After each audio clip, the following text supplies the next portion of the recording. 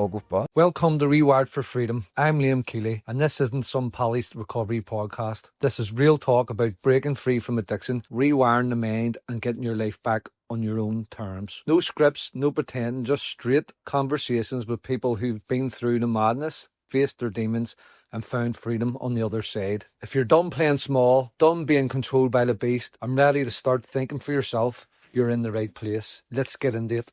So hi everyone, it's great to be back, and today this podcast is slightly different because the person we have on today he's still in active addiction and he wants to share his story to see just so people can relate, you know what I mean, and maybe reach out for help. So today we'll have Garth on.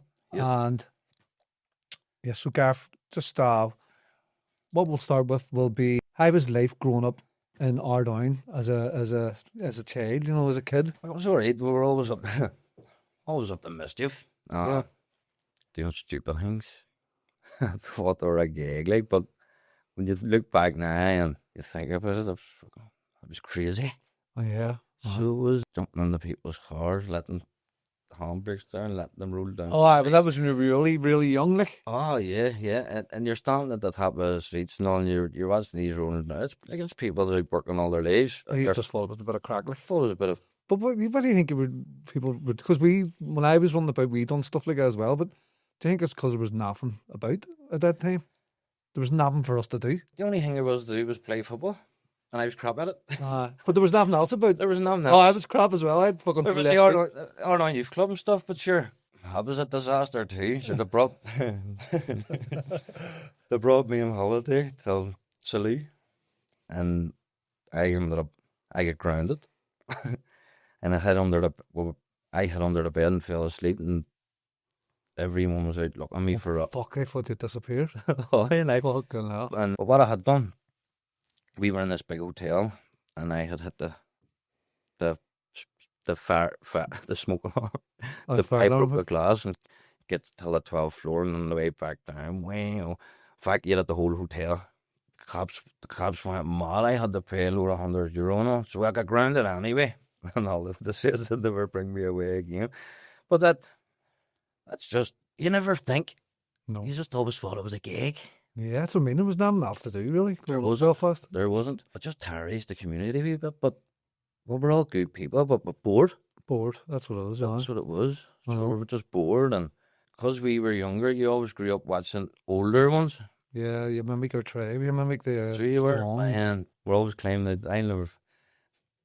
Everyone got their milkmans orange. Still, we always claimed out the windies at night, running about stealing them people's milkmans orange, watching the Joy Raiders. Oh, yes, it was brilliant. No, and it was fun at the time, egging people's windows, throwing potatoes at them, getting bothered by people.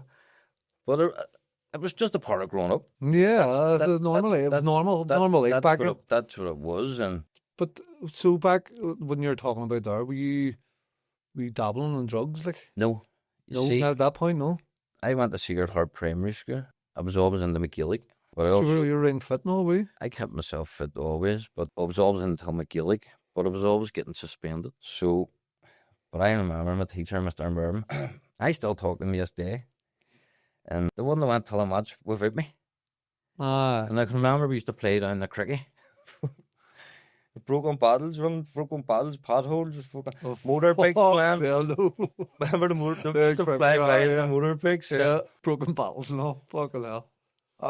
And what you did was, you just acted stupid so you could get an easy life in school. Mm-hmm. That's what it was.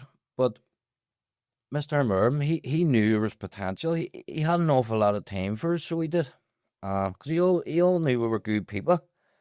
And just tried to do his best for us. Yeah. But I wasn't even allowed into the dinner hall. I had to go in my own because I was having food fights and throwing food. But I didn't really take nothing till I was 16, 17. Serious? Nothing at all? Nothing. Fuck you, fucking. 16, 17. You done well there, like. I never ever drunk. Did you even smoke? I smoked. I can remember me and a friend. And we're walking up beside of Holy Cross Boys, and I was scared. And he says, "Just take a draw." think your ma's coming and go, oh, fuck. right? I don't one fuck tick. I remember I was. Wait, Where's my ma? I done Oh, that. fuck, where's my Couldn't ma? stop coughing for about an hour. But that was me hooked on the fags and all, and I still smoke. But I always kept myself fit, and I always played for Ardoyne. I played for Barney too, my school, but I was always getting through that too. Just a bit nuts and bad. Like, I don't know what. What do you think it was? I don't know, because I used to always have to go to these wee people, and they used to come and pick me up from school, and I used to have to go to. You ever remember the Royal for Sick Children? No. It was the old part of the Royal on the Falls Road, and the wee woman used to come pick me up in the old mini. I was scundered. Margaret, you call her. Right. And she'd have picked me up from school, and I'd have went over there, and they had me playing wee sand pits and making farms and all. And I put my head away. What age was that at? I was in primary school then too. Oh, right. But then I used to have to go up till there was a place up front of the Ardoyne Road, and I just got to the stage where it's me, I have to go to the dentist and all, and you were just making excuses, right? so they ended up, the folk, my man said, he didn't have to go to the dentist, and said, Linda, if he doesn't want, I can't make him. But I think it was all psychology, you know, to read, to see what way you react to things and all, yes, and things like that there. But I don't know what it was. I was just always nuts growing up. Like, I remember my man lying in bed one night. See, do you think, what age are you? 36 and Did you ever get diagnosed with ADHD when you were younger? They didn't do it back then, didn't it? No. So I think there's a lot of people running about in the fucking, you know. Should have diagnosed me with mad cow's disease. But it must have been along them lanes, because that's why they were taking me to these places. Do you know what I mean? But I can remember the doctor saying to my man, love, she advised you, I'd lock him up and fuck away the key. Mm-hmm. And this is me, I'm a bad, like, do you know what I mean? But I'll tell you, growing up, my mad lying in bed, this is how fucking mad I was. My mad lying in bed, sleeping, and I went into my sister's room, and we used to get the wee dolls' kitchens. I lit the whole thing on fire, and sat and watched it burn. I know, you should, you know what, you just, as soon as you say it, go finish that, because I'll tell you something. My man's lying in bed, I didn't even wake her up, and here killed her. I know. Should you know what I done? Thought it was funny. I fucking done that too. Not the house. I set the house on fire and said it was some fucking man. You know what the fuck? Like, what normal person does it? I know, fucking hell. Do you know what I mean? So I could have killed her. Do you know what I mean? I know, you're just standing watching it. So I was in the same house, but remember all the Scots people used to come over years ago? Yeah. The buddy always came over for the bands and all. Yes. So they were always want to come over anyway, and I remember one night in the thing on the chair, sleeping feet up. No, I seen the socks. He's lying sleeping drunk, and I set his socks on fire. He never, the fella didn't come back. Did he? No, we should have tried to kill him, but I didn't. I just thought it was funny. But I know. That's not normal. No, That's definitely not normal. No. You think kings like that are a gig, like? No, but I think everybody's wired different. You know what I mean? Like, it's I don't know. I don't know what it was. So when did you get in this? So you're saying you were Gaelic up to 16, you were fit. So when did you start dabbling in drugs?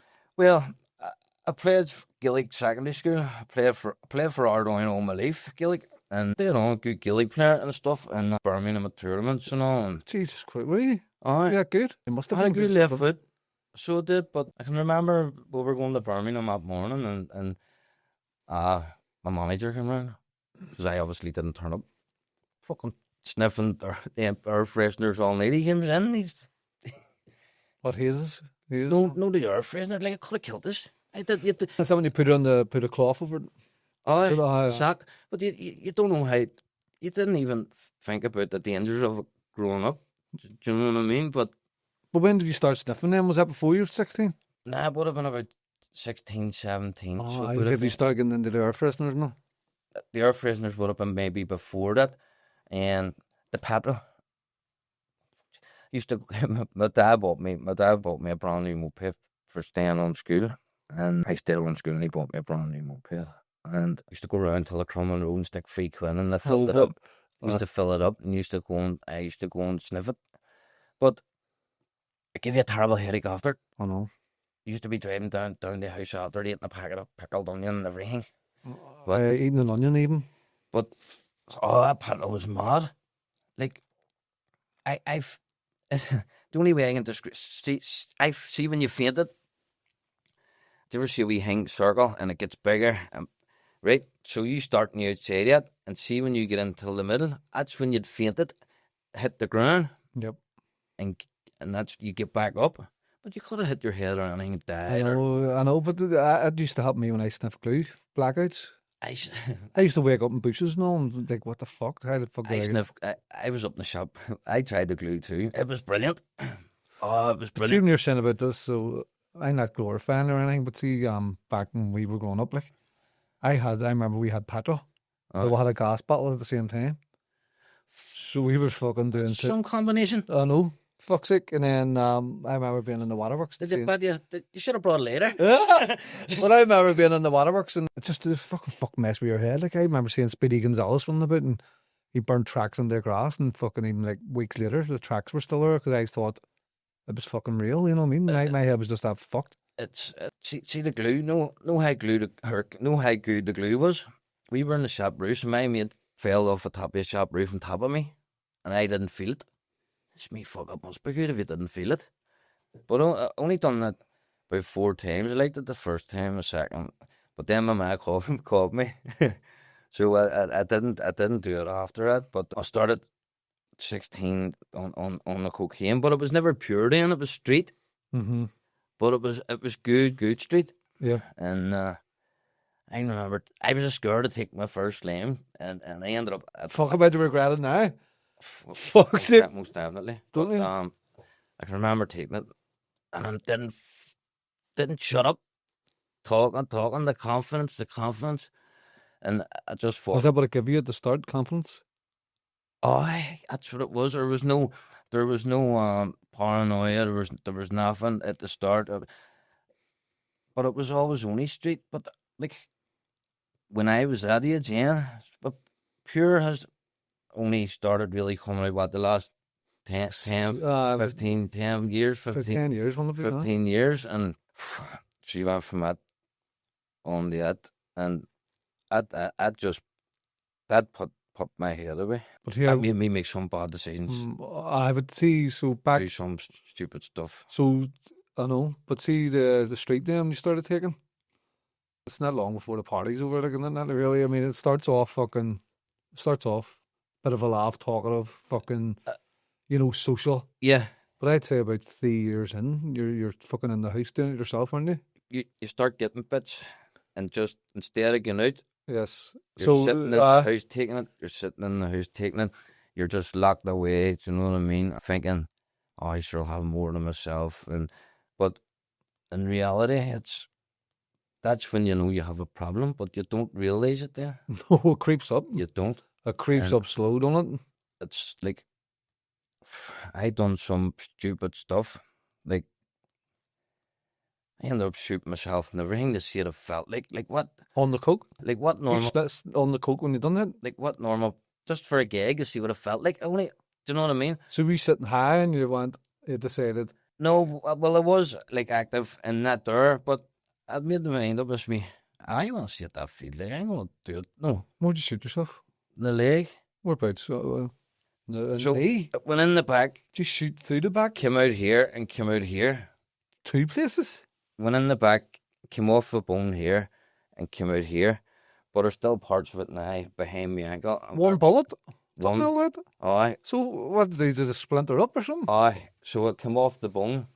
So how's your whole there? Did you shoot the... It went in the back, came out the front, but it came off the bone. So it's obviously shot down there. So was that a bit of bone caused that hole there? See it there? So it's come off a bone, it's come out here, and because it's went there, it's came out down here too. Fucking hell. So I thought that was a gag. I thought that was funny. Even when you done it? Hi. Wasn't that sore? I was going to me, are you right in the head? And I'm going, only want to see what it felt like. Do you know what I mean? Was it not sore, but fuck's sake. So you just smell like that? Fuck's sake, someone through the side. And I can remember, I couldn't let on to my ma it was me. She had me in the North Belfast now.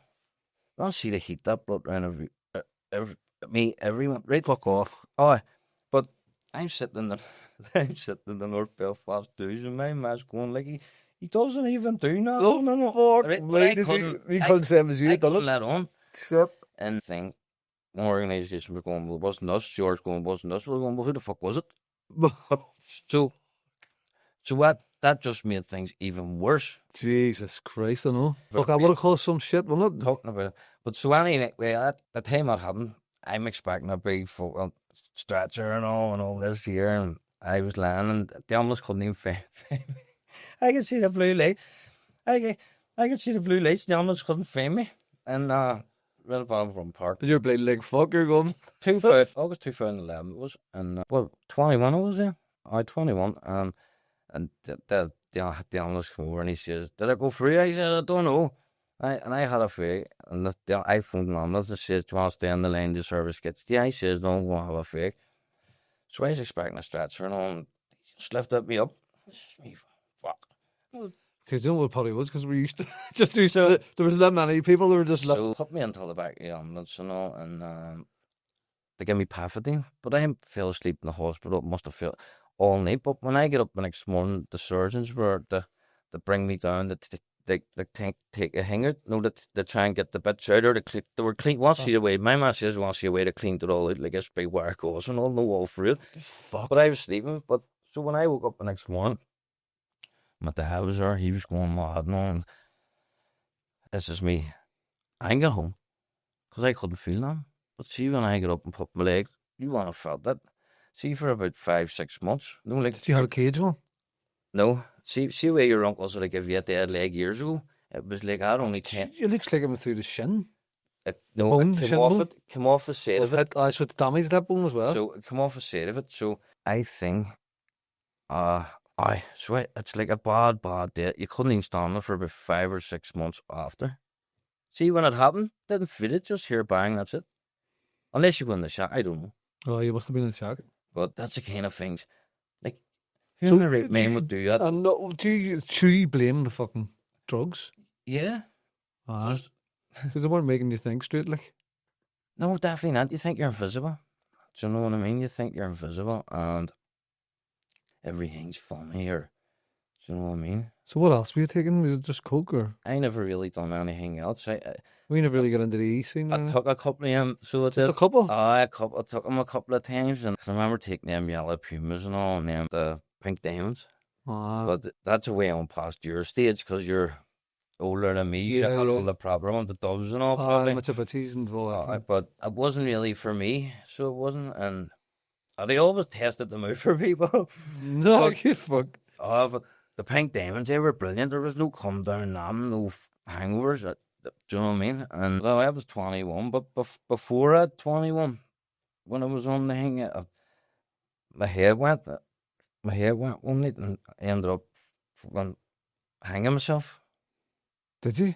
I done it twice, but hung myself up at my ma's front porch, and out in the front porch, and a fella cut me down. He lived a couple of doors down, and jeez. So I was just going through. Do you think that was the coke?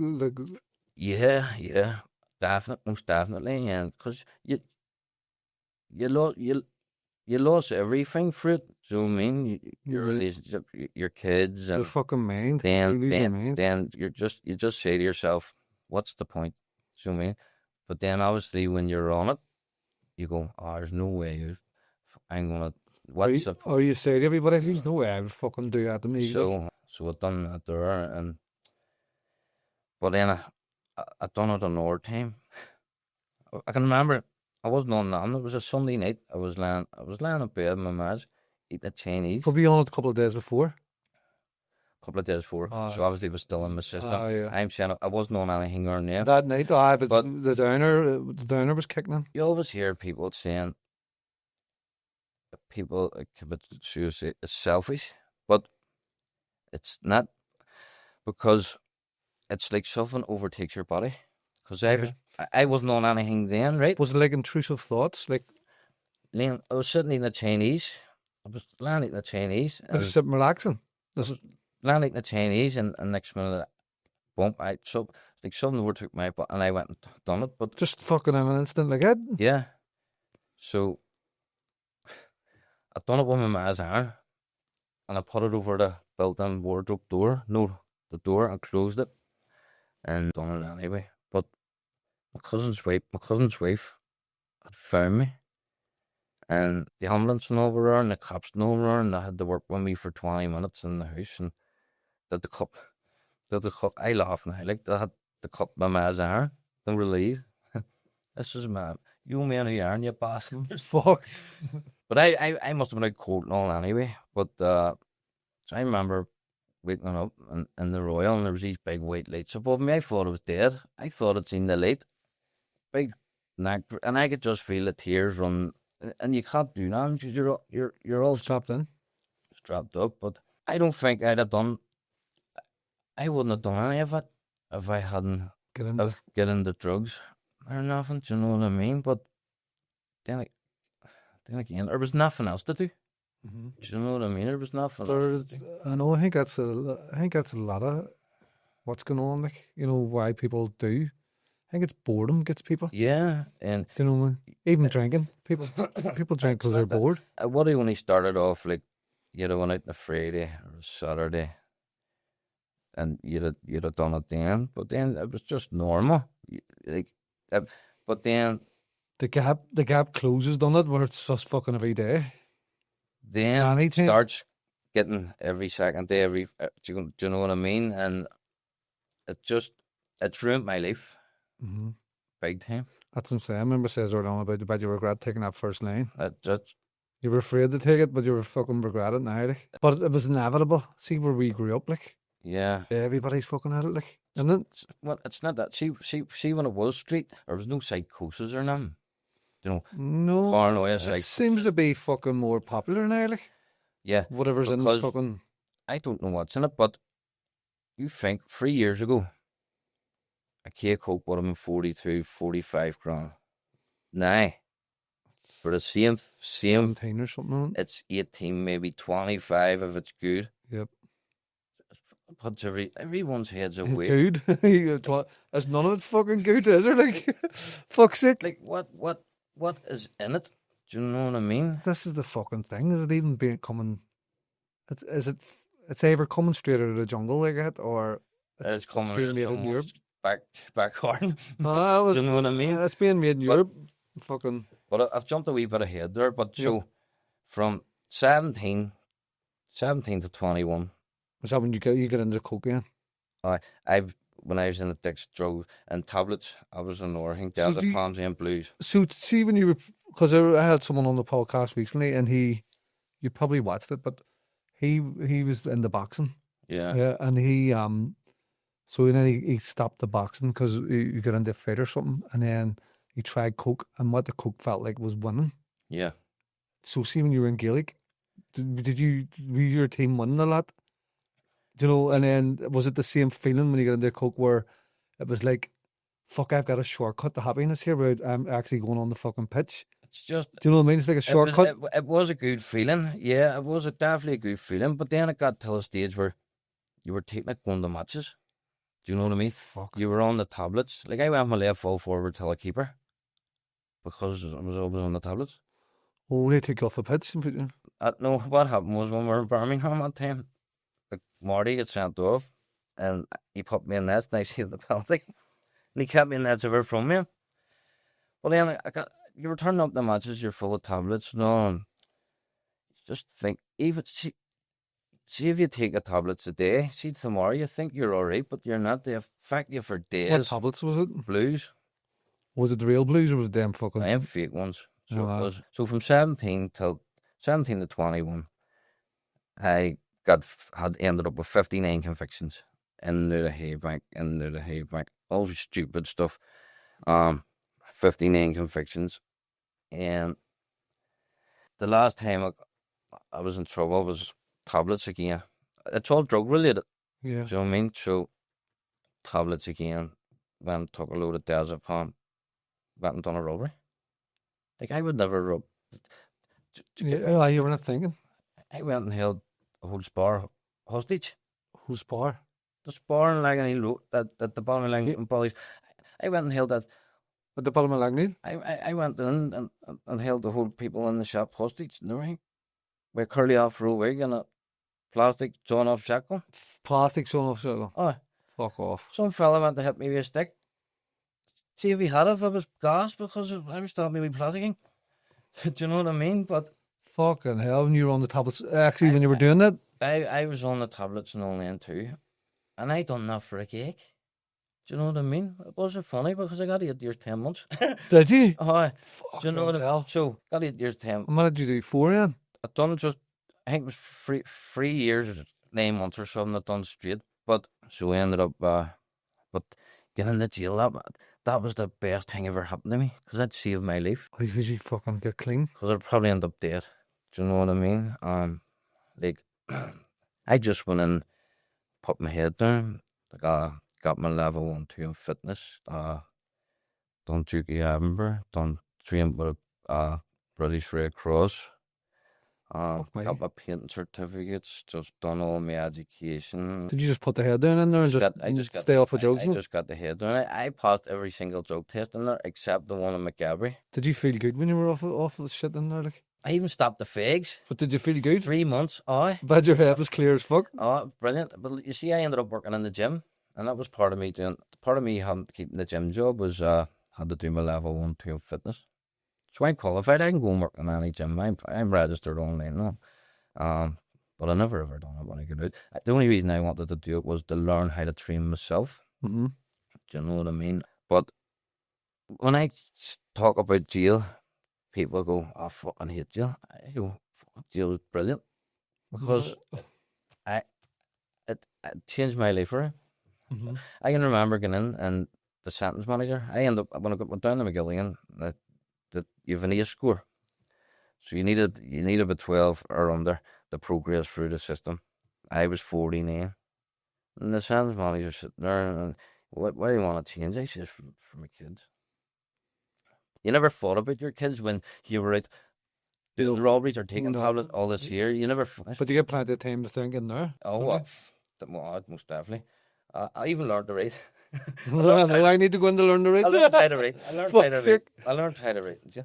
But sentence manager, Ernie, he turned around and says, why do you want this to be for kids? He says, what was he says? Work away. You may work away around it because you'll never progress through the system because my A score was so high. But in there, you can't really get your A score down because your A score is based on the community you're from, the people you run about with, the crime, like that's. Mm-hmm. So it's not my fault where I've grew up, or it's not my fault who we all run about together. Do you know what I mean? Yeah, I've never heard of A score. Like I was 49, you had to be 12 or under, but the sort of way he says you'll never progress through the system. So the screws ended up. I just went mad, and the screws ended up fucking beat me one day. I couldn't hold a cup of tea for about 2 weeks. And for them to stop beating me, because there were about 4 or 5 of them in the block, this is me. I swallowed razor blades, because I knew that was my way out of the block.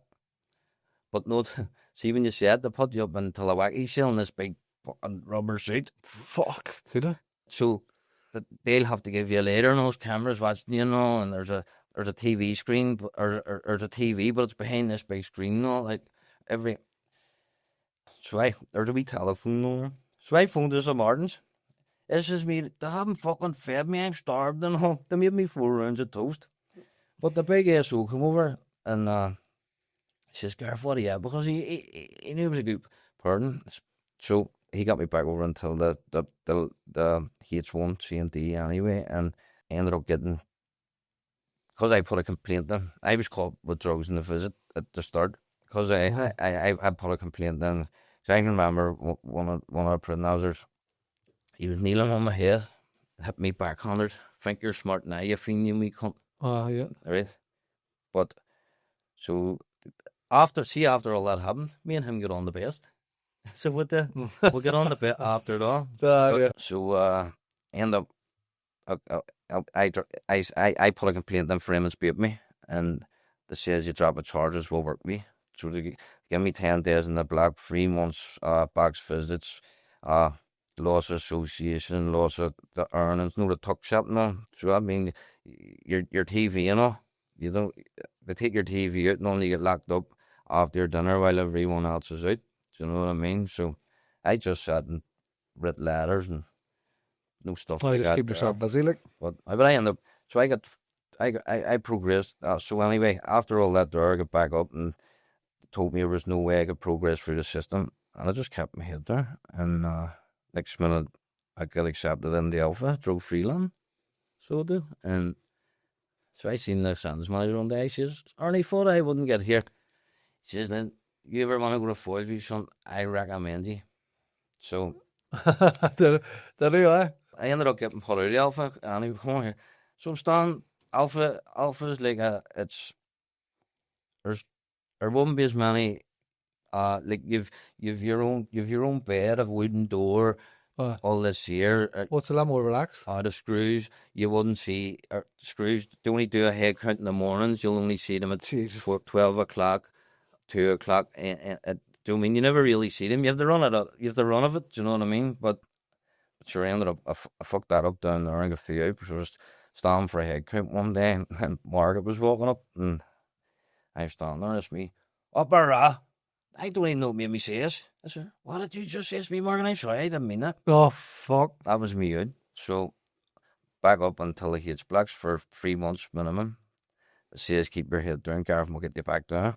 But I went up back on until the lands, but the 3 months was up, and I was going to pull in to get down.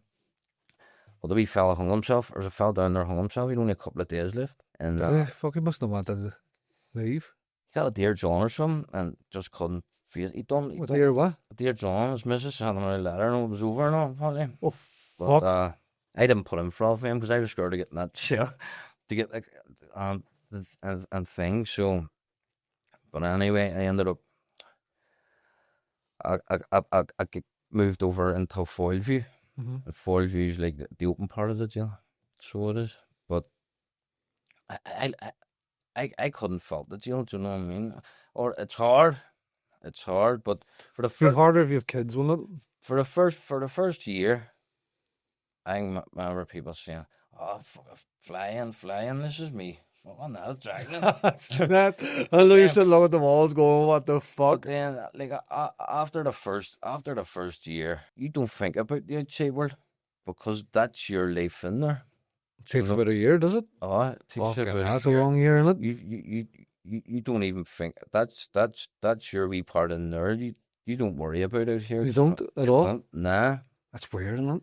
So, you don't even think about it, like, but... So what do you think drugs is rife in deals? Get drugs anywhere. Yeah, like, I always find it mad you can get fucking drugs in jail, like. Do you know what I mean? Drugs anywhere. I know, but I heard you can get them a lot in jail, like. There's people in there make a fortune, like. Oh no, that's mad. You know what I mean? But I got that. Well, I'm out of jail 10 years now and haven't been in trouble once, apart from getting a speeding ticket early. But well, yeah, you're doing good. So when I got over into Foilview, and I worked on the front gate, but so people coming back from their pros that I left wee bottles, and I done the bins, right. So I run it down to the bins, so I'm bringing it in, I'm walking past the SO, I'm like, you're part up, and man up, and I see if I knew it was in them bags, I probably got another fucking idiot. Oh, what I mean? Okay, yeah. But see, for one of them wee £10 phones, you get 10 pouches at the back, you get, do you know what I mean? Is that mad?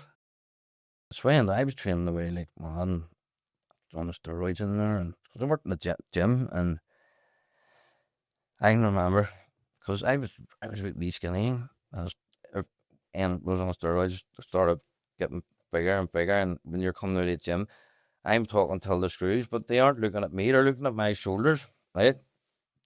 So I was taking tests because I could bring it in, because as I say, I was working in the front gate, so I was jagging it in there. I buried everything outside. No. Oh, did you? Aye, but thing. So, but they ended up steroid testing me. But I knew I was going to pass. But one morning, I was over there and the screw came. Paul and Carl, you're with me. I said, oh, you prefer drug test. He says, well, you love that, Garth, you're going to. So, but I knew I was going to pass it because your body produces testosterone. Yes. So I knew I was only test. so I knew I was going to pass. But yours just high test. But no, I didn't take loads of it. Just took enough to just keep me happy. Like a mil or something? We half a mil a week or something, do you know? I didn't take loads. That's when your head starts going. Yeah. Do you know what I mean? But fuck, it was enough to put size on you, wasn't it? But could you show me pictures? I was training 7 days a week in there because I worked in the gym. Oh yeah. Do you know what I mean? I was there all day. So it was. But then I got caught up in a load of other things and they wouldn't give me my pros because I wouldn't tell social workers at the start about the kids because she'd kill me. So I never heard one thing after it, but ain't coming till it when I put in for my proles, they knocked me back until social services. That's me, right? I have kids, this, because you want to get your proles. But I got caught in a Crown Court strike and all for a load of other things I don't want to say about. And so it's me, I'll get my proles, and they knock me back social service. So then the phone and it says that's all clear. It's me happy days. I'm going to get my proles here now. Put in my proles, get knocked back. It's me, what the fuck have I done now? I wanted to speak to Governor Couples. I went over. It's done fret in your life. And I started laughing. He says, do you think this is funny, Garth? I says, no, Governor, I just laugh with nerves. But they ended up, I had to go and get it all checked out, no. And I finally got the proles in the last. I was meant to get proles in the last 8 months or something, but I lost out in a load of months because I was caught the Crown Court strike and all this here. And so I got my first 2 there. Brilliant, went back. And when you're a foil view, you get out every second Saturday, Sunday, Monday, and Tuesday. Back on Tuesday. Every 2 weeks, you do that. And sure, I went back, and because of the steroids and all this here, and the dog let me buy everything, because I have my wee mate packed, and I go to this and be dead now. I haven't packed, and I gets over into my cell next minute to bounce down top me. Can you account for everything in here? I says, so they stripped me. They put me out, and he came out and he goes, you can't have that money. Well, it wasn't my fault. They should have checked the bag properly. So I ended up, I went over into the laundry, and I knew, I just seen the search team coming over, and they put me till the back. So they walked up and down. When they came down, the dog just stood at me. That's made an indication you're going, and I had nothing even on me. What the this is me. How the fuck? It's only after let me by 10, 15 minutes ago. So how is it? It's froze. It's me. You're going to a block. So it's me, right? Oh, that's all right. So I went over to the block, and I'm lying there and just for TV, but when I lay with my legs up, my knees were aching. So the governor opens the door. All right, Garth, I says, no. What's wrong? I says, because he's had me here for fucking nothing. Oh, well, the dog made an indication. So you're here for about 48 hours or something, or is it a wee bit longer? So it's me, is that right? I'm going on hunger strike. So they come around. They says, what do you want for your dinner? I says, nothing. What about breakfast? I don't eat breakfast. I don't eat like cereal and all, so I didn't. They says, what about tomorrow? Chicken burger, a cheeseburger? And this is me. I don't want nothing. He says, well, I'll put you down for a chicken burger. If you don't want it, sure, I'll eat it. So I had to come around. Billy, call me. That's what they used to call me. Because they tend to beat me, and I've seen the guy pulling plain because they called me, I think you're smart now, if you knew me, cunt. And when I ended up in the block, I had a Rangers tap. And when you opened my door, I still had my Rangers tap on. So they used to call me Billy. So they brought the lunch around me. I don't want it. So about 10 minutes later, it's me, will you give that a nice storm? Nah, you didn't last long, did you? Oh, storm. But I'll see, know how bad they are in the block. You get 1 hour exercise a day, and they'll ask you, do you want to go out when it's raining? That's what they do. Or see, when you get a shower, they keep the doors open so you're freezing. That's what they do. Just to torture you? Aye, that's what they do. But there is screws in there, but genuinely are there to help you. But there is ones there, just the power goes to their head, doesn't it? Make life misery. Yeah. They're just fucking cunts. Just cunts. Not a bit of wonder they could beat half of them. But there is some genuine ones that have time for people. But here, so what happened? Yes, you stayed off the drugs and all in there. Stayed off the drugs and all in there. What happened? So when you get out, so what happened? Tell me about when did you get? See when you get out from jail, what happened? You know, drug wise. But when I got out of jail, so that was what 10 years ago. You say August 16. I got out.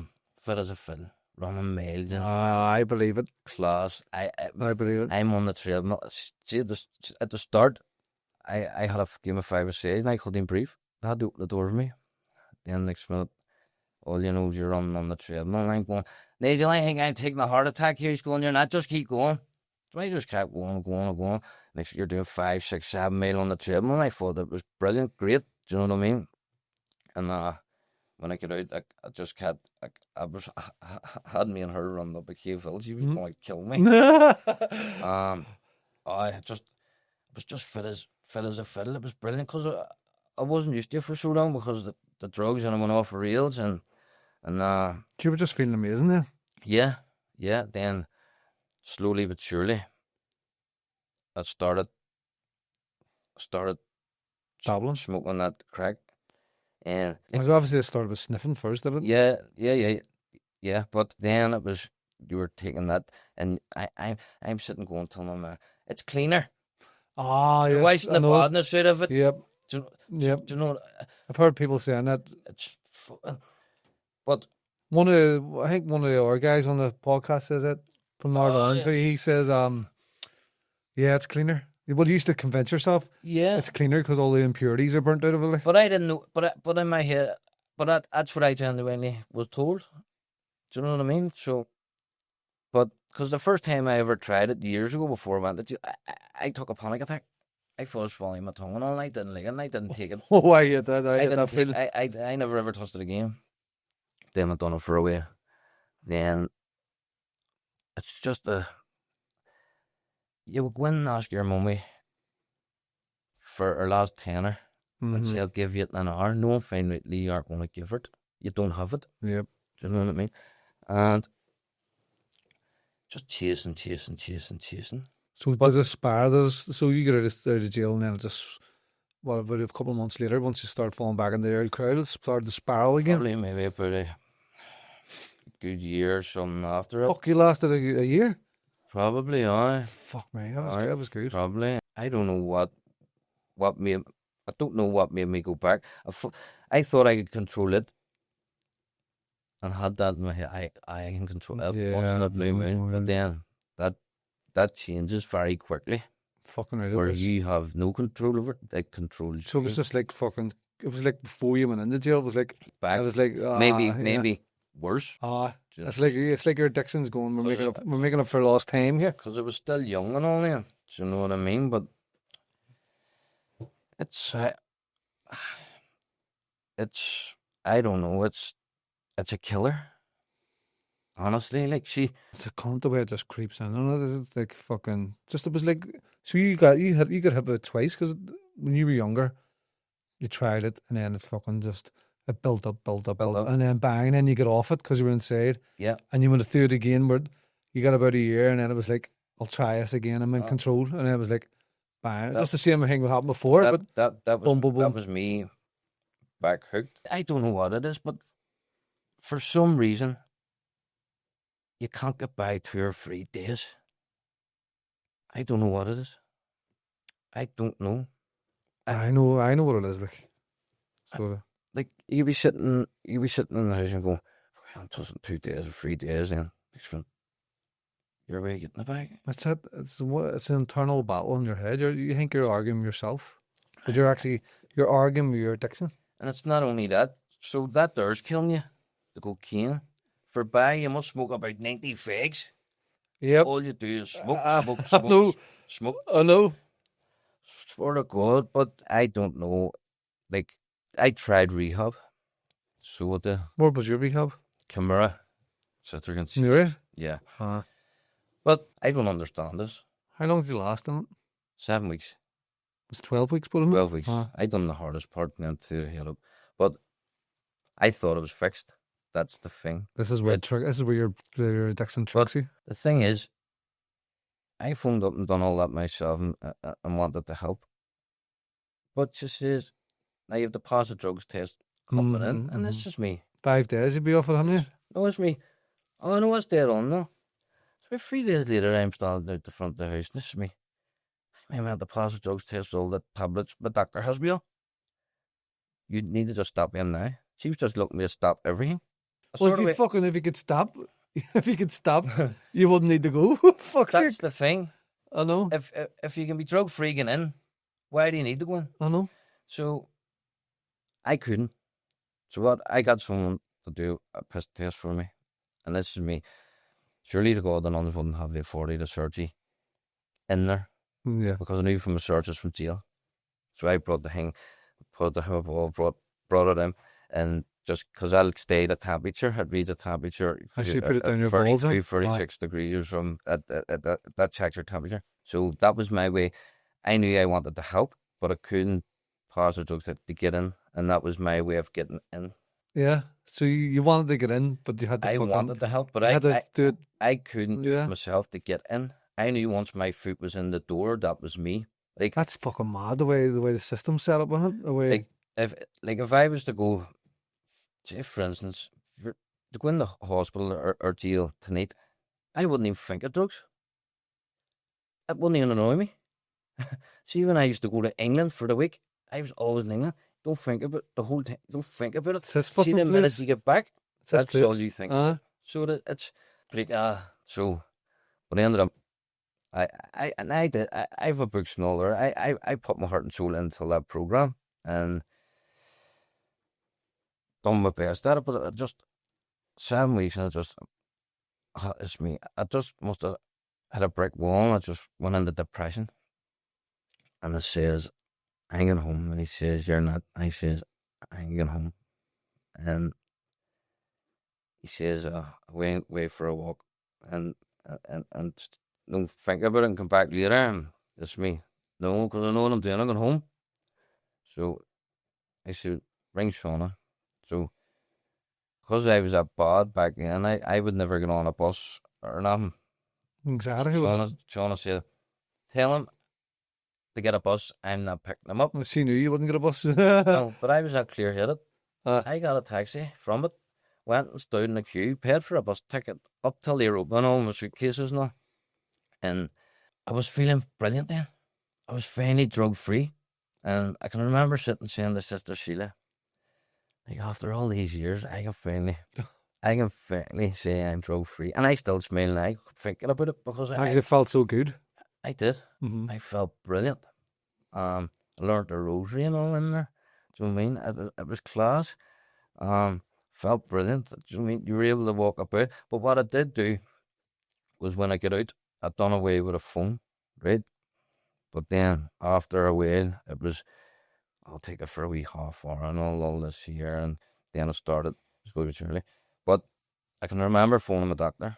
This is how I feel again. I didn't feel in rehab. I've learned where I went wrong. So where did you go wrong? Yeah? I left early, right? Yep. I didn't complete the program. When I get out, I sort of way just went back to seeing people, same choices, same people. I didn't stay away and think about myself and my family and everything. But then, so I know where I went wrong. So in the future, I'll know where, like, what I have to do to get better. Mm-hmm. So I'll need to complete the program. But in saying that, rehab, obviously you aren't going to take drugs in rehab or think about them because you can't get them. It's when you come back out, you need to be strong. It's because you're strong. So what would be your plan for the future use of drugs? Do you ever try and make a plan of stopping? You know what I mean? I always have to ask people this and always throws them a wee bit because, so I would say to people, they want to stop drugs and I'd say, well, what's your plan for stopping? And then they look and they go, I've never made a plan. Do you know what I mean? I've never just says, fuck, I'm going to stop. I'm just going to stop. The thing is, an addict, no matter what, people can't keep bringing the past up telling that because the past it just keeps remain in their heads. Yep. But see the slightest wee argument, someone shoots at you or something happens, or the first thing I always went and done was went and got it back because I thought that's what made me better. But it didn't. It made it for first 10 minutes, but then it just made things worse. Your whole your attitude changes, your appearance. You don't eat. You don't look after yourself. It's not only me, the addict. It's the fact that see the people that have to live with that person. It's a ripple. Yeah, it's not that kids. Their wee brains are like sponges. Do you know what I mean?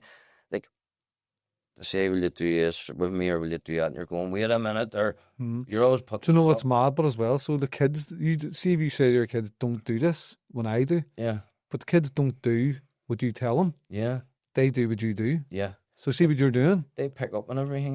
They mimic the tribe. You know what I mean? So they don't. See if I says to my kids, see if I was drinking, sniffing gear, and I says, "Don't you do what I do?" They're going to do what I do. Yeah. It's not what I'm telling them that to do. They're going to mimic. They aren't stupid.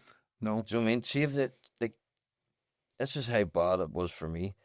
The kids that asked me to go down and get something for them in the kitchen, I'm down doing it, getting in the kitchen and pitch black, and they're going, "Daddy, will you turn the light on? You can't see." I'm going, "I don't need the light on because without the lights, I can see out." I said, when the lights are on, you can't see out. I know. You know your head up, done it. So that's where the psychosis part started coming into it. I tried microdosing, but then I started taking coke with it, and I seen people with crossbows in my man's garden on 4 o'clock in the morning. She's going, "There's no one there. I open the door. It's me yard opening no fucking door." I've seen people with crossbows, and she's saying I'm opening the door. Was this when you were on the coke? Yeah, but I was microdosing, and I started taking coke with it. Do you know what I mean? And the last year and a half, my mental health get really bad. The voices here, it's just psychosis. Even when you're not on the gear, the psychosis still there. Scared of the dark. I'm scared of the dark. Well, you're not alone there. I've always been scared of the dark. Scared of the dark. Look, see, I'll not stay in the house on my own. Do you know what I mean? I'll never stay in the house on my own. Like if she goes away or something, I'll go and stay in my mess. I can't be on my own. I can't. I don't know what it is. I can't be on my own. But the best about it is, everything I put into my body, I shouldn't be doing it because I have kidney disease and stuff. Do you know what I mean? But you know, I know. Like my consultant told me about 2.5 years ago that I'm very high risk of heart attack or stroke. And see, when he told me that, my soul felt like it left my body. It's me. That's me off a fake. That's me. But still going to I'm just back to doing the thing. Like he put me on blood pressure tablets, and I've still yet to take them because I'm scared. You're scared to take them? Would you be scared to take them in case I faint? And then put our shit in there, but do you know what I mean? But and the voices, they're the scariest because your family are going, it's all in your head, but. You know, I'm going, I can't trust. How am I meant to trust Edens? Yes, see, this is what he does, do. How am I meant to trust? See, if you were in psychosis now, I mean, you were sitting here, and I was going, it's in your head. You'd be looking at me going, he's fucking in on it. He's in on it. Like, that's how bad it gets. Like, you do want to believe him, but when they're going, it's not. And I'm going, but I get the voices I'm hearing. It's real. It's real. I know. So this is my life. So if you tell me Nam's wrong and I let my guard down, something happens. Do you know what I mean? So, yeah, but trust my family doing that. I know. But what's coke and all? You're still taking coke and all at the minute, aren't you? Not as bad, but I don't want it to go back the way. Yeah, you've got it under control. The way it was. You just can't stop. But anyway, this is what I was about to say to you, and I forgot. Sorry. So when I get out of rehab, I've done brilliant for about a month, 6 weeks maybe, and I was feeling a wee bit anxious. And I can remember phoning my doctor, and I says, "Doctor, I'm in rehab and all this here, I'm just feeling anxious and stuff. Can you give me? I used to be on diazepam all years ago. This week, can you give me diazepam and settle me? So the doctor gave me him, and right up till then I was doing brilliant. I went and took 5 of them and went and bought coke. It's me. I don't believe I've just done this. Do you know here? Like they fucking lead you to the cocaine things. The doctor should have turned around and says to me, Garth, they're highly addictive and they lead to other things. No, we can't give you it. See, do you get me? See, I've been saying this to people, but see, when I used to take diazepam to try and stay off the coke, so I was doing well. Maybe Wednesday, Thursday night, I'd go, I'm getting cravings here. Take a diazepam. See, the next day, straight. There was nothing stopping me. I was like, fucking. Well, I would sit and take a diazepam and go, I'll take easy and chill out and get a wee munch. You take him, you get a munch, and you want the coke? I know it's fucking weird, isn't it? But I think it's because it makes you feel depressed, and then the coke fucking picks you up again. It's like a vicious circle, isn't it? Like it takes everything from me. I've been there. Like that's. Do you know what I mean? Story here is no rock bottom. There's no fucking rock bottom in addiction. Like you lost everyone, you lost everything. You'll end up in jail, and the last thing that'll happen to you. And I've loads of people in jail. I knew if died, you'll death. It's only rock bottom's death. Yeah, and do you know what I mean? It is like everyone. People always say it'll not happen to me. It'll not happen to me. Do you know what I mean? You can take the same amount of coke a day and be okay, and you can take the same amount tomorrow and drop dead. It's exactly. Do you know what I mean? Well, I know people take coke strokes I took a massive heart attack years ago when I was about 22 as well, and you think you would learn then? Do you know what I mean? Only I woke up to get a curry sausage out of my day this year. I fucking think I took them before as well. I was up for 3 days, went into work and was like, fucking ambulance, and I was sitting on the forklift and I was like, oh, I was up in my jaw. I was like, what the fuck's wrong with me here? It's not that. You see, when I was bad, you were like driving and everything. Like you killed someone, kill yourself, or do you know what I mean? You're driving down the road and then you're looking in your mirrors, you're only looking in front of you. Yeah, you're fucking driving, you're driving wiped out and you're going like, you're looking behind you. Because you always think of cops and all that. So I was looking in the mirror and I thought the cops were behind me, right? You would get but soon that car pulled away. So you're meant to be looking front of you and you're looking in the mirror and you're going, that car pulls away and you go, they're smart bastards. There's another one behind me now. It's mad.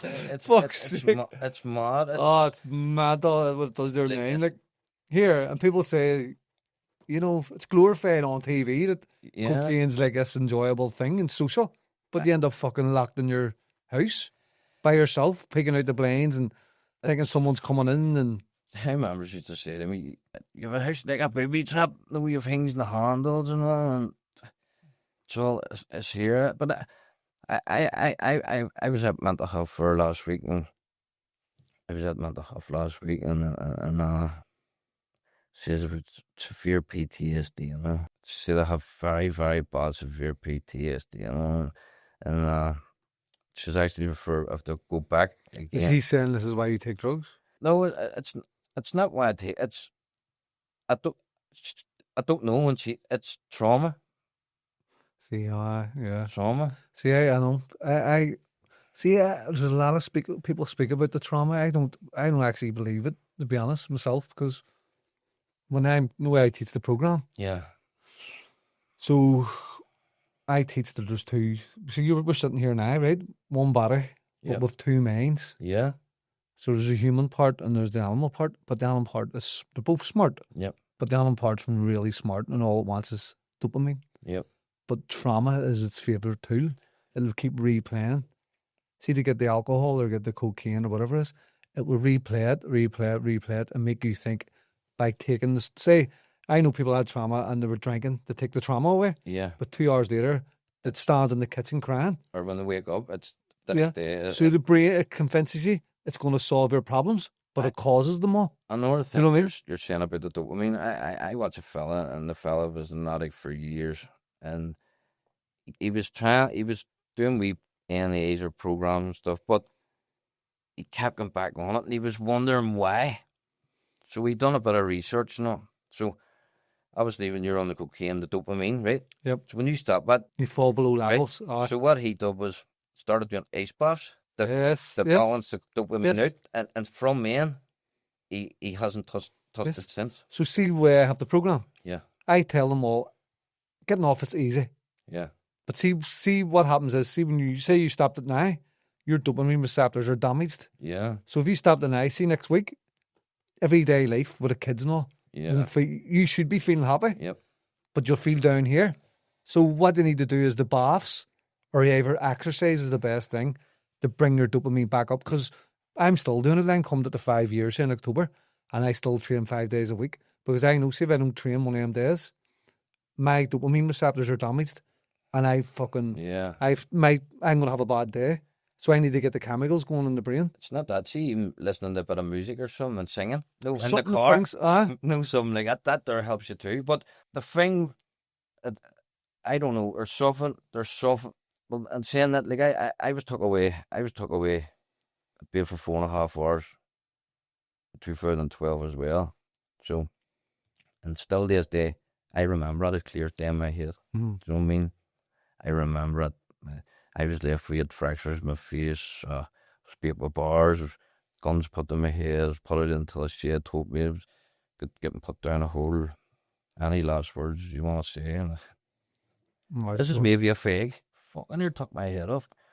But that, for someone to go through all that, for that there to living with that, do you know what I mean? Because just shortly after that, I went into jail, so you were safe in there.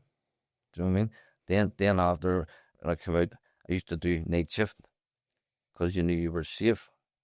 No one get the nights because you know what I mean? But like, I don't even do nothing, so I don't know why I fucking even worry. But it's just my head is fried, and the drugs have done that. But listen, you're about on the coke. There's people fucking have never even been in trouble in their lives, and they fucking take a coke and think the door's getting kicked up the hole. It's mad. It's fucking weird what it does to you. You think people's in their phones, you're fucking. Your house is bug, you just everything, your car, everything. No matter, you don't trust one single person. So you don't, not one single person do you trust. I can remember in the car one time, and I was driving about most of the night, I hit Friday, and the car went to zero, and this is me. I need diesel. But I wasn't getting out of the car. The garage, I thought fucking people were chasing me. So I waited for them in the garage. I got out and stuck a tenner in him. And I jumped back in the car. I says, here, the fella came out working the garage. I says, here, me, there's my car. There's people chasing me. He says, I can't.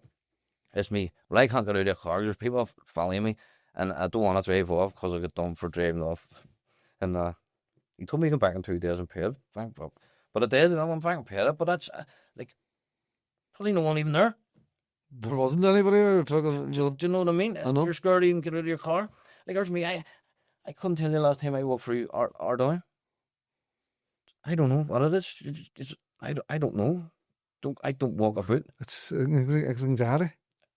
It's anxiety from the gear, like. And it's mad, like. It's ruined my life. It has.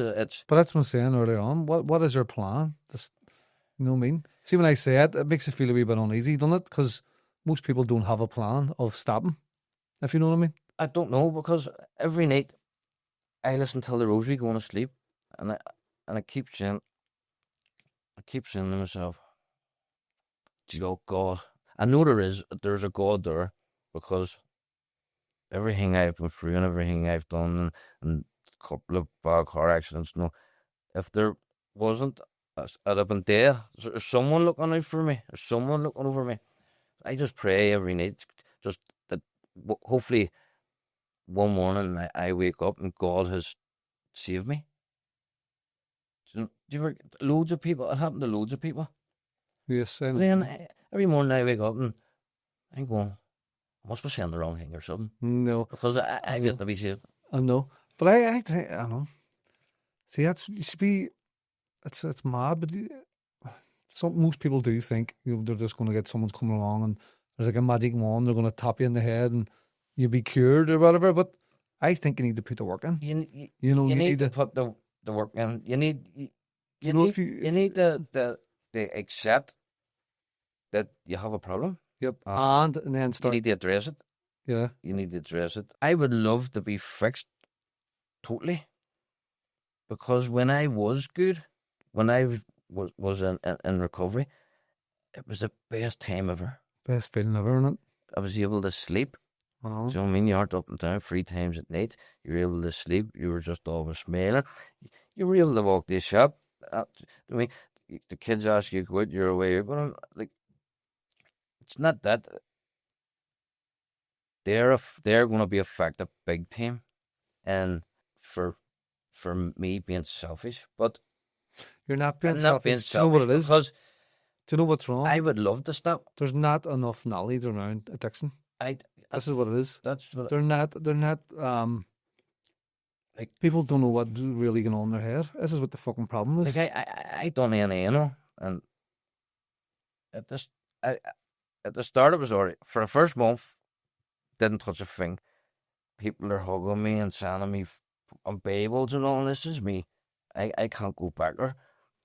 Men hugging me, Do you know what I mean? I felt sick every time you had the shower, No. Oh, no, yeah. And it did work for a while, but then you're coming out. You can't wait till it's over to get it back. I know, I done that too. Because you're at nervous and feel that sick. You just can't wait to get it back. And then you go home. And then you go home to the missus. You go, I have a disease. What do you think? What do you expect? It's hard. Like I could be sitting in, if say 7 o'clock one night saying, I'm not going to touch it. And 7:30, you have it in your hand. Yeah. But that's that part of your brain, I'm telling you. But yeah, you remember I said you have 2 minds. The conscious and subconscious. Conscious and subconscious, but that there comes. Do you ever see where you get a wee argument in your head? Yeah. I don't want to do it. You don't want to do it. But then, as you say, half an hour later, you're doing it. Yeah. Because this is convincing you in your voice. Do you know what I mean? You just need to recognize that voice. I can't say no. I need to learn. Maybe that's where I need to start working on. Being able to, right, I'm going to get one leg going. Right, no, on that. But I can't do it. See, remember I was telling, I wish you had joined the program, because remember I was telling you, there was 9 people in with me last night, and they're now 2 weeks off the fucking shit. And they were taking it every day, and now they're 2 weeks.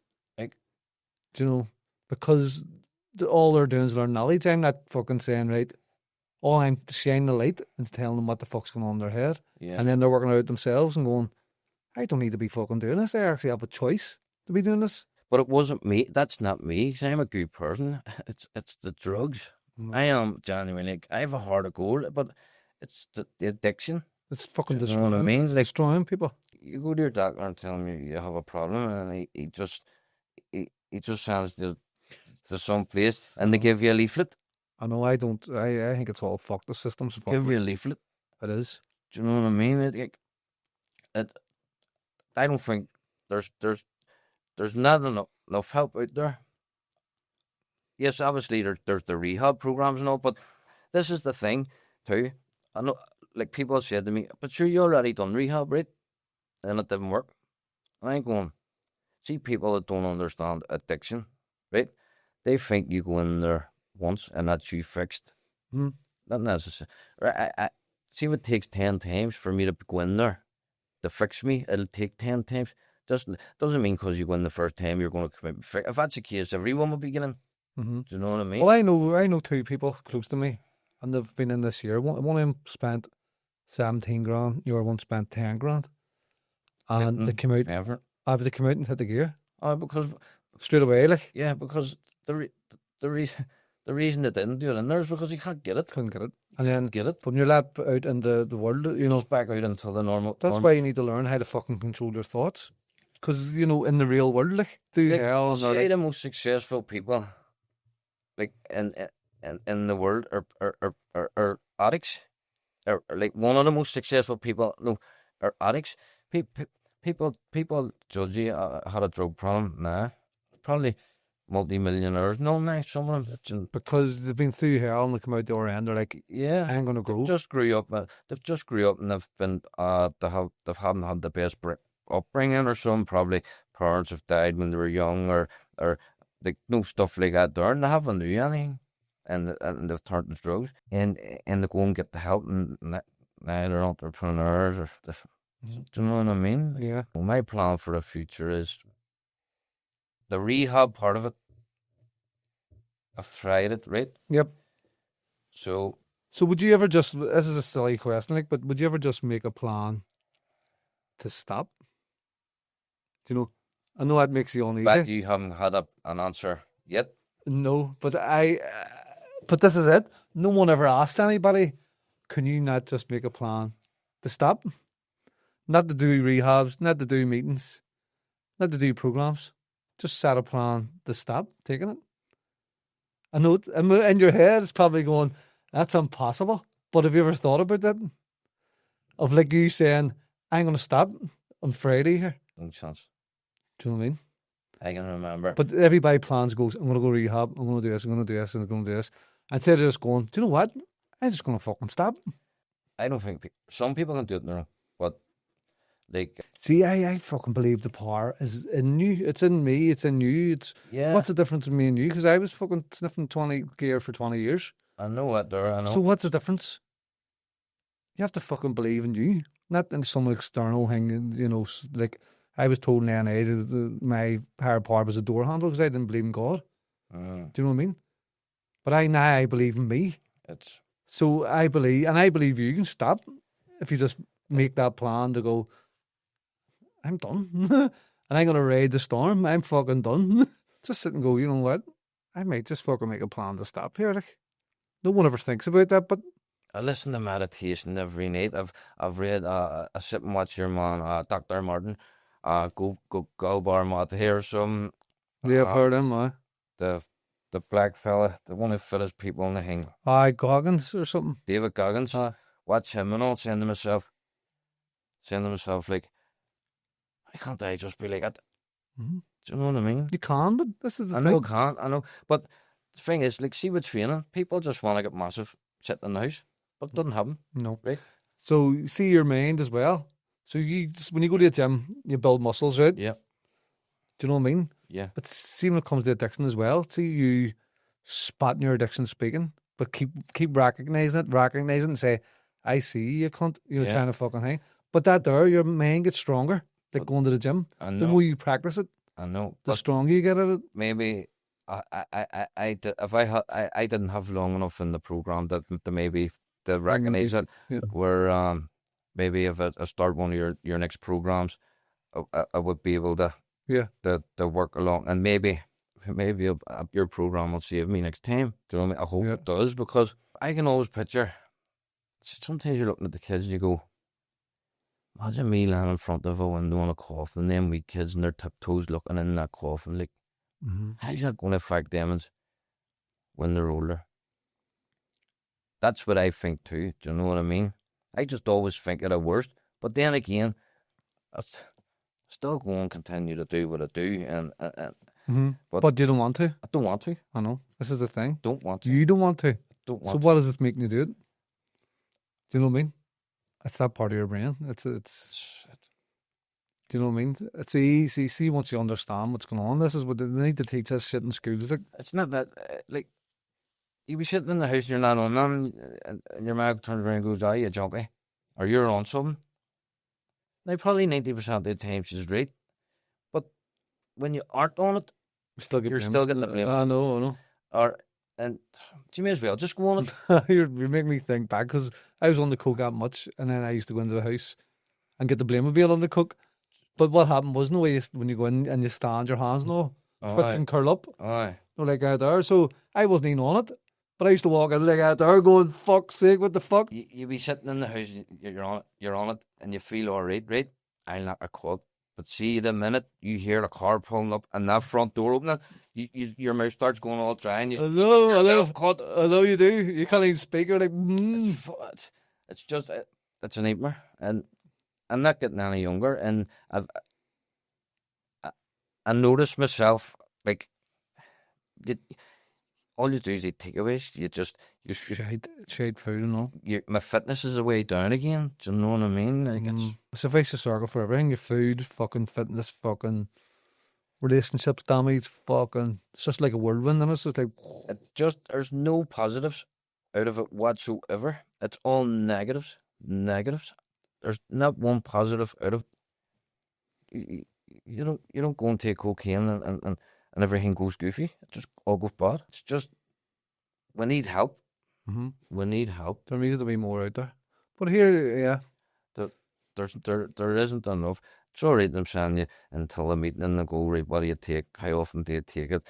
Why do you take it? Like, that's not going to fix me. No. That's not. You need to be doing different things. Like your program. So you going in, sit and talking to someone it doesn't even know you.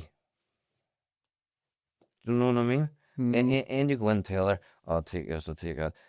And when they go, how's your week been, or how was work, or when's the last time you took it? And you go, and they're looking at you, and they're just going, do you even want the help? Do you know? Do you know what I mean? Are you missing an appointment and they just strike you off? So it's, I don't know. There's not enough help. there's not. And the place is just fucked. There's an epidemic, like. Place is fucked. It is, fuck me, the amount of girls that's lost their kids and all around North Belfast is... Like, look at all you hear in the news now is people getting attacked, or houses broken into, or robberies, or murders. And, like, look at all the women have been murdered lately. Why? Because everyone's going psychosis.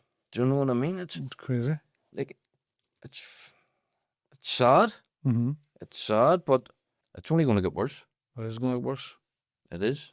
But here, we'll wrap it up. That's the, yes, Tom. But here, if you have anything you want to say to anybody, or any advice, Just, there always is, no matter where you go. It may be the best to help, but if people don't speak enough, people, see, you let it all build up, and it's like filling a bucket of water up. It can only go so high before it overflows, and that's when you explode. But see, even if you send a text message to someone, or something stupid, could maybe just reach out to someone. Yeah, and, maybe try to the rehabs might work for your NAA, or there's meetings on the NAA near every hour of the day. So it works for some people. Yeah, it's like a stepping stone as well. Yeah, but there always will be help. If you just don't like doing all that there, or you just don't want to be away from your families for months, come and try Liam's program, because it's local, and it's you've constant WhatsApp, you've constant aftercare and all, and you've your fitness part of it, you've your walking, which is brilliant for you. It's amazing, I know. So we planted trees. Right, remember I put the coins in? And I say tell the kids when they're older, that's mine. They go, how do you know I go? Because there's money. I went up looking and couldn't find it. Because it must be, or they're all bigger now. Yeah. That it's just the nature. It's powerful. It's class. It's amazing for your mind. Like. You won't get me doing that now. Try me scared of the dark. No, man, look, I get lost. Hello. Fuck's sake. End up on the news, fucking missing person. But here, so there always is help there, and I pray to God that I will get the help, because there's too many people be affected through what I'm doing, and it's not fair. No, it's definitely not fair. It's probably all by design, like. And people think you might do it deliberately, but you don't. Like, I know the damage I'm doing, but I don't want to cause all that, but I still do it. But hopefully one day I will get there. You will. Well, you're on the right track now, because you know what I mean. You fucking. I know you want to change, like. See anyone like in my situation, like everyone speaks about recovery.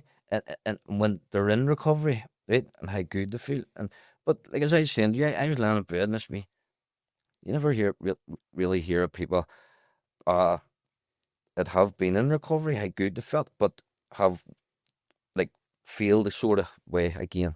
But that's the thing. There's people out there probably sitting like me who would say, "Fuck, I would love to do that, but I'm not drug free." But maybe if they came in and do it and speak to you about it, that could help. Yeah, it can. Just get everything out. That could help. You don't have to be drug free to come in and do a meeting. No, fuck that. Or a podcast. You know what I mean? Anyone's welcome. That's what I'm saying. Do you know what I mean? And maybe that would get them spark something off there. Yeah. Do you know what I mean? But my program, you don't even need to be drug free. No. Do you know what I mean? If you don't like anything want else. Help, come, turn There's up. people that are taking coke the day before they came. Yeah. And neither they're off it, like. Yep. But I wouldn't say to them, no, you have to be 5 days, you have to be a week. You don't turn anyone away. No, fuck. Because sure, it's people impossible. Want help. See if you're 1 day clean, it's amazing because you're 1 day. Mm-hmm. So I mean, so I would highly recommend or advise people if they're feeling like there's no help there, just come in, and you don't have to be drug free to come in and do a podcast. And that could maybe help you and go on further and do the program, and hopefully we're all fixing. Yep. So here, if any of us triggered anybody today or anything, just reach out, and I hope you've really got something from it. Thank you, Garth, for coming in. No worries. And sharing your story. Thank you. It was brilliant. My hands are sweating. I'm nervous. Right. Brilliant. Yes. That's us for this episode of Rewired for Freedom. If it hit home, share it with someone who needs to hear it. That's how we spread this. Person to person, truth to truth. Remember, the beast never sleeps. Stay conscious, stay connected, and keep building evidence that you're stronger than it. I'm Liam Keeley, and this is Rewired for Freedom. Stay switched on and stay free.